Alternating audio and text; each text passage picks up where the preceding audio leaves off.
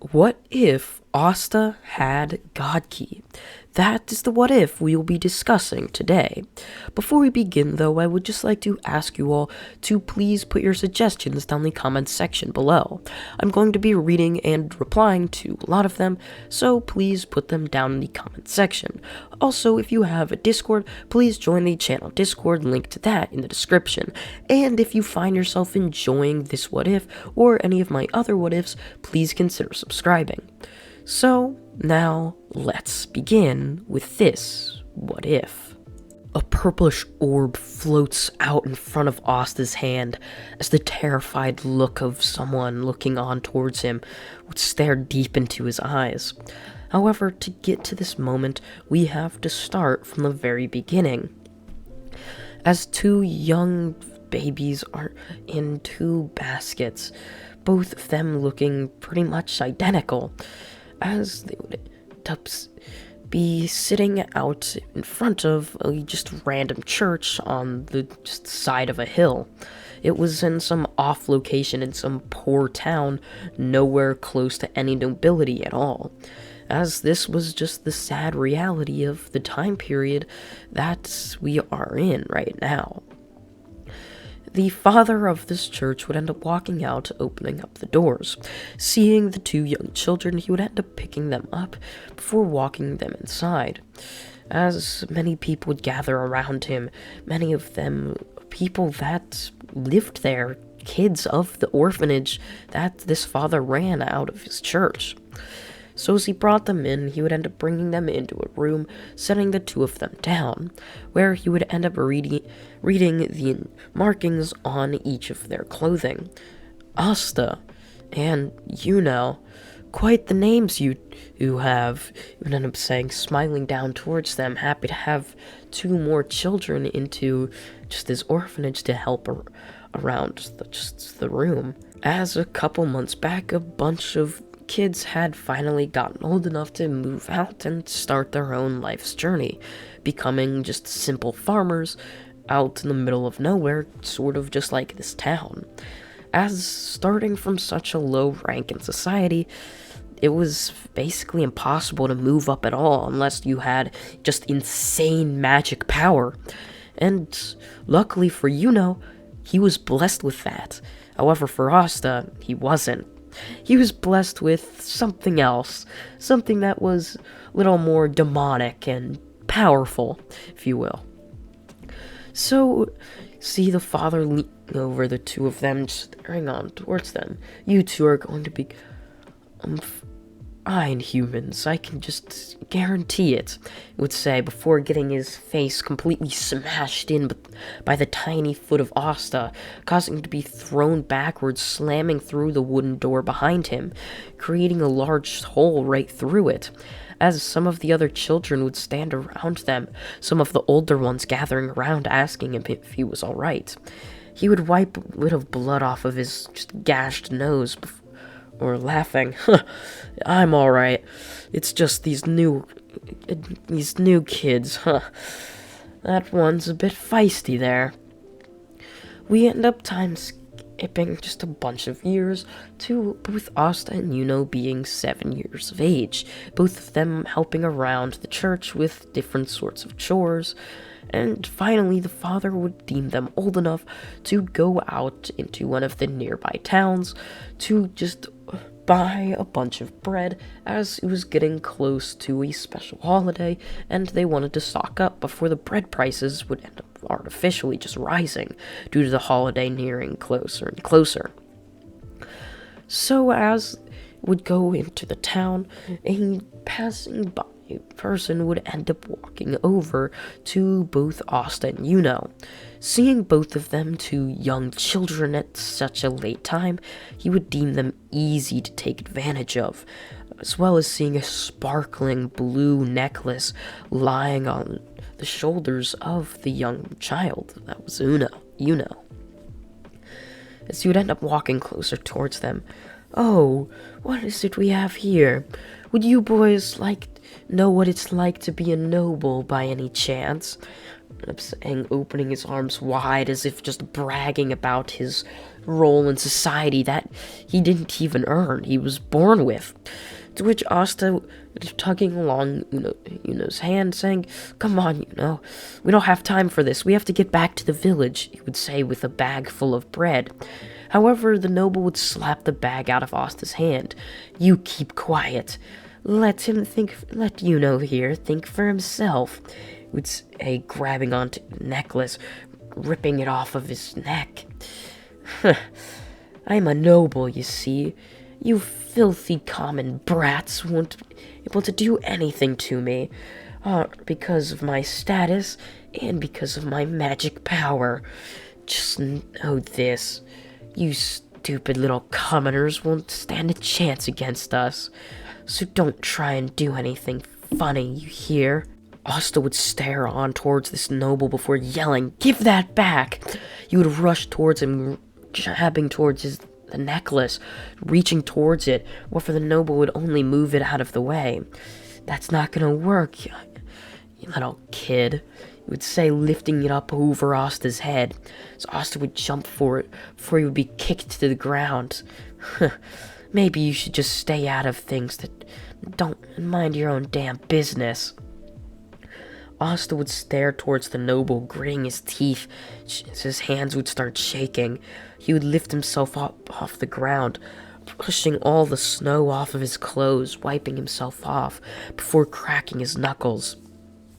"I told you to give that back," he would say, and almost as if on instinct, his arm would flex out as he would reach up, jumping towards the noble's face, punching him right across the head. As he would end up falling to the ground, his face just drenched in snow, as his body heat would end up melting some of the snow around him. Dropping the necklace, it would fall into the white fluffy sand beneath him. As he would reach down, grabbing it, giving it back to Uno.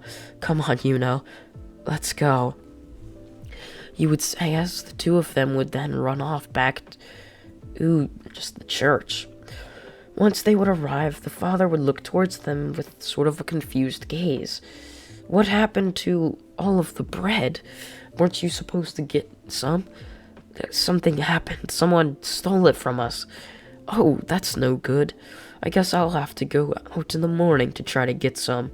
As Asta lay in his bed at that night, his mind would end up wandering off, wondering if all of the nobles in the Clover Kingdom acted like this. Did the royalty act even worse? Asta would end up gripping his hands once again, which would remind him back of how that noble shoved him down, making him angry. Why do they have to act like this? Just because they were born with power? Just because they have money? He would end up saying to himself, gritting his teeth in anger, as a deep hatred towards nobility would end up rising from this incident. He never had a run-in with royalty, and so he wouldn't really have much of a hatred for them, as his mind was still kind of confused whether or not they acted just better or worse than just the nobles that he had a run-in with. So from that day onward, Asta would end up also wanting to protect the people that he was close to, and just protect people in general, protect his friends, his family, and just innocent bystanders that really had nothing to do with anything at all, and were still getting hurt. And this is where his dream of becoming Wizard King would end up becoming real. As they're just wanting to protect people, he would end up realizing that the top position that protects the most people was the Wizard King role, and so he would end up wanting to become this. However, he would end up realizing from a young age he had little to no magic power at all.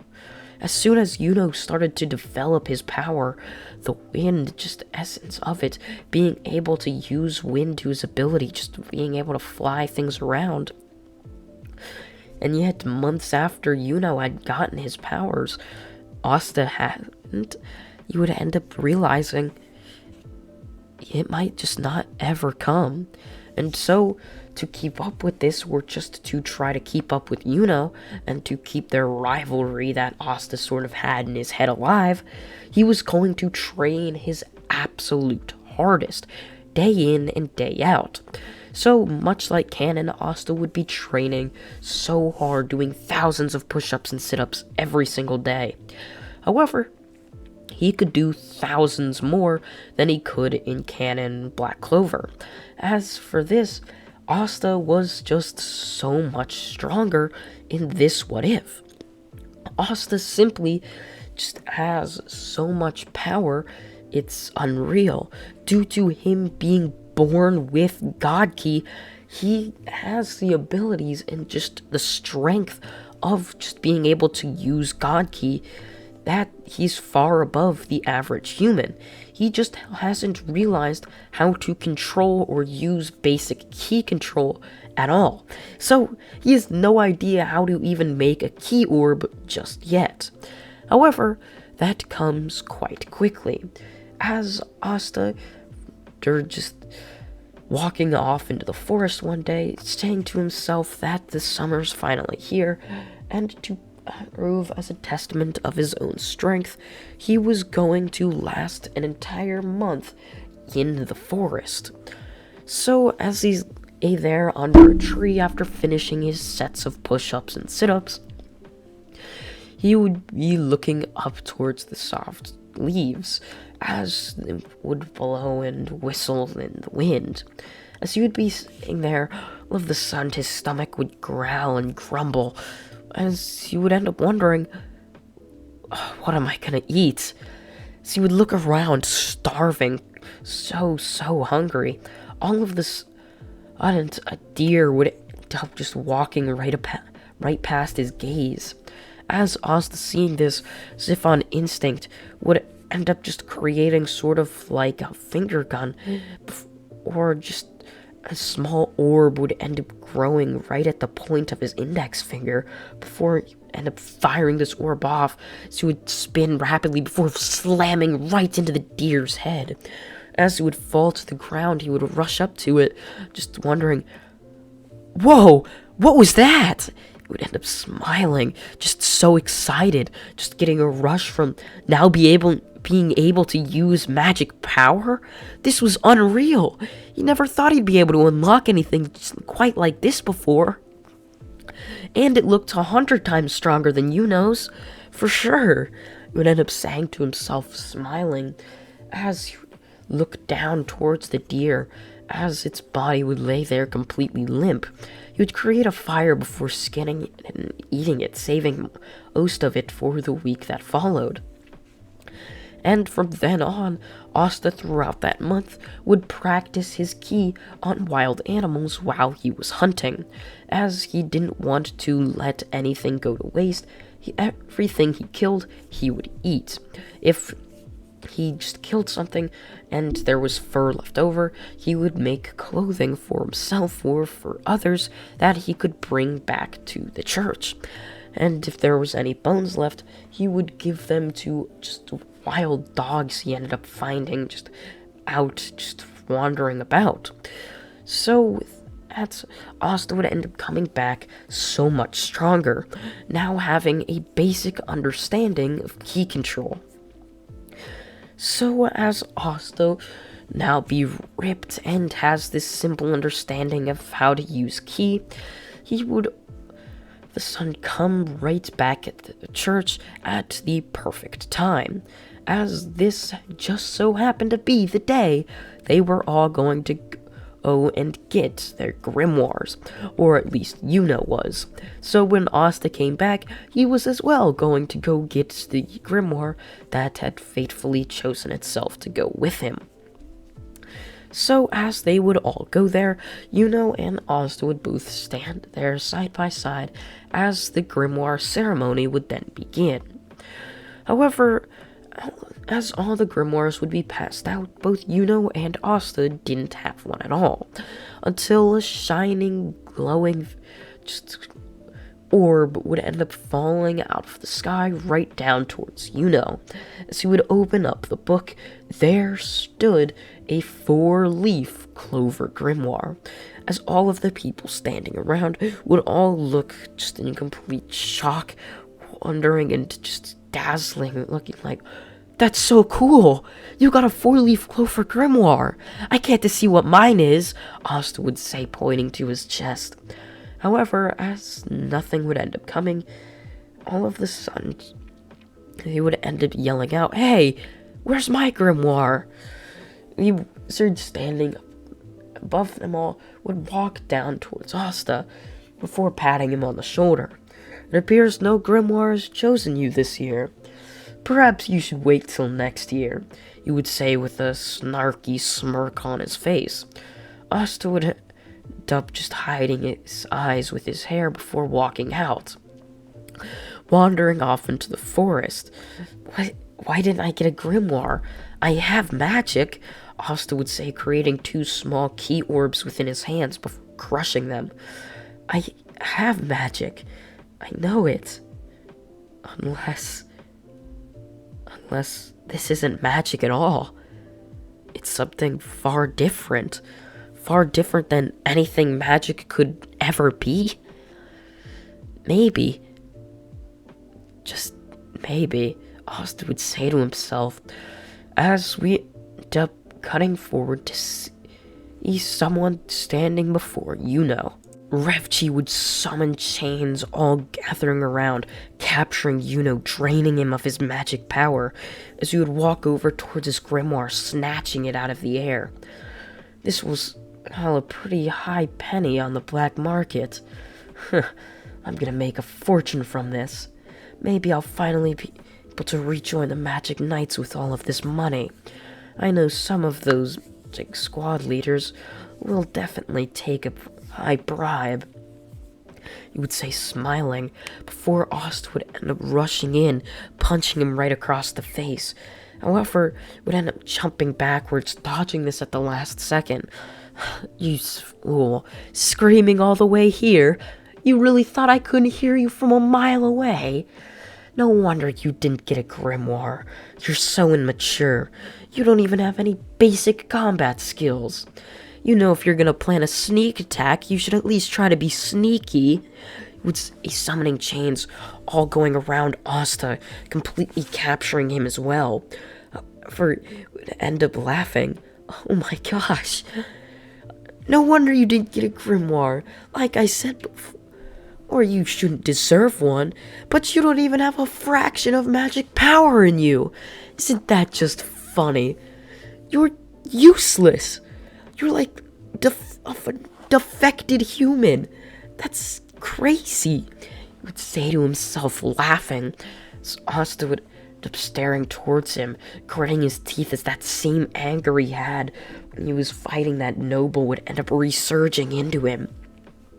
So all of a sudden, this sort of purplish aura would go around Asta's body, as the chains would immediately disappear around him with basically like the snap of a finger. As Asta, just shaking and wreathing with anger, he would walk towards Revchi, or holding out his hand. A purplish orb would be summoned around it, before Asta would end up slamming it into Revchi's chest on instinct, not thinking at all. Asta's eyes completely purple, as it seemed he had completely blacked out. As Revchi would end up screaming in agony and pain, "What the hell? What did you do to me?" He would say before his body would slowly end up disappearing, as Asta had just used a Hakai on Revchi without even realizing it. As Revchi would disappear, so too would his magic, and his grimoire would fall down to the ground, as it would end up slamming shut. Asta would end up picking it up or throwing it into the woods, as while it was in the air, he would create a key blast, throwing it up, blowing up Revchi's grimoire. Yuno would look on, shocked towards Asta's display of power, while also kind of confused. What happened to Revchi? Did he just disappear? Is he somewhere else, or did Asta kill him? Yuna would shake this off before standing up, walking towards Asta. I knew you could do it, Asta, he would end up saying towards him as Asta would smile. What do you mean? Of course I had it, Asta would say, shaking off at just sarcastic tone of Yuna, as he would walking off back towards the church. 6 months of training later, as Asta would have just garnered some control of this more powerful version of Ki. As he would end up having some control of it, the Magic Knight's exam was now his next test to prove he belonged just as a Magic Knight and he could become the Wizard King. So as all of them would be walking to the city, Asta and Yuna would both walk up to the admissions office. Yuna would show his 4-leaf clover grimoire, as all of the people around them would just admire it. Oh, that's so cool! I haven't seen one of these in years. Many of them having not seen it at all. However, once Asta would walk up, they would ask him for his grimoire before he would just sort of laugh. About that, he would say, rubbing the back of his head. I actually don't have a grimoire. What do you mean, you don't have a grimoire? Everyone should have a grimoire. Everyone should. Why don't you have one? Did you just not go to a wizard and get one? No, I tried. They just said there wasn't a grimoire for me. They didn't have one. I'm actually not sure what to do here. It says we use grimoires for admissions, but if you don't have a grimoire... here, just let me see your hand. End up saying, scanning his hand as he would say, alright, you can just go through. You'll be contestant 168 or something. As Asta would end up walking in, as he would end up admiring just the entire Colosseum, as everyone would be standing there. As the Magic Knight squad leaders would all stand there, staring down towards them. As just magic sensing birds would end up being released. These anti-magic birds, sensing who has just the least magic, would all just gather towards things that have little magic, while they wouldn't go towards things that had just tons of magic. So someone like Yuna would have no anti-magic birds at all. However, as soon as Asta walked in, all of the anti-magic birds would end up basically just stopping their focus on any other person. As Asta would walk in, he would walk towards the middle of the Colosseum, as all of these anti-magic birds would fly, flocking right towards him because of his magicless status, as well as something else draw them closer. Perhaps it happened to be his unimaginable power. So none of them happened to get close to him. All of them would form a circle around him, all on their feet, not flying or flapping their wings at all. All of them would stare towards him. This just huge circle of anti-magic birds, all standing on the ground, staring towards Asta, not getting in within 3 feet of him, perplexed all of the Magic Knight squad leaders. What is this? This is quite perplexing. Wonder why all the anti-magic birds just sort of flock towards that kid. Perhaps he has little to no magic power at all, though that is pretty much unheard of. He is a commoner after all. But it doesn't make any sense. Why aren't they flying towards him or trying to peck him with their beaks? They're respecting him of the sorts. That's at least what it looks like. They're treating him sort of like a leader. It's quite interesting. It would end up saying, as all of anti-magic birds would be recalled, as William Vengeance, or the leader of the Golden Dawn, would end up stepping up. So, let's begin the Magic Knight's exam. He would end up saying, using his magic to create a massive tree, as the branches would grow out, creating creating just these sort of broomsticks. That's all of the examinees there would end up getting. As they would all look down towards their broomsticks, many of them would smile towards it. Alright, this is gonna be fun. Your first test is using your magic to fly with the broom. If you cannot do this, you should just leave. This is one of the simplest things that a magic knight should be able to do. It allows very little magic control. So, let's begin, he would say, raising his hand, as all of the people would put 2 hands onto their broom, lifting up. As Asta would end up smiling, holding his broom, before crushing it underneath his fist.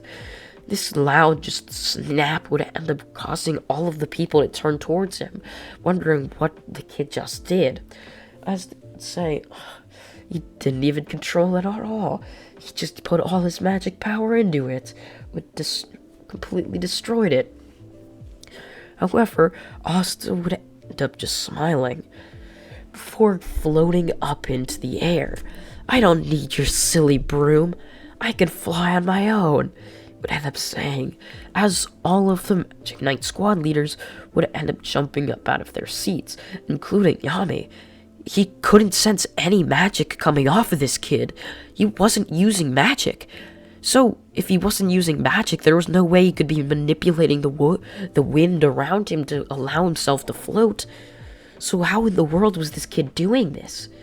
He would end up saying this to himself, kind of perplexed, as the rest of the squad leaders would end up listening on towards Yami. Yeah, this doesn't make any sense at all. He shouldn't be able to fly without a broom or some sort of catalyst to put his magic into. Asta would end up gliding back down to the floor, with many of the people just around him sort of within a shocked state. They didn't understand it. Asta just moments prior had shown that he had little to no magic power at all, and now he could just fly? That's crazy. Many of them would think to themselves as the next Magic Knight's exam would end up going underway. This would be having a wall in front of you of bricks, and you are tasked with destroying that wall with your magic power. So Asta, being Asta, would want to show off, so he would create a massive ball of ki in his hand, winding it backwards before slamming it into the wall, completely destroying it, as the wall would end up basically blowing up, as this would once again cause all of the squad leaders to look towards him. Ugh, what the heck? This kid's power's incredible, many of them would say, as very little ruins of the blocks would even remain, so Asta had pretty much just incinerated them with his explosion. The next test being shooting a moving target, Asta would once again do with ease, as would point out his index finger as the moving targets would all fly around him, as he would shoot small little ki blasts all off the distance, as they would each land bullseyes right on the targets, and one of the targets was moved out of the way by someone using their magic.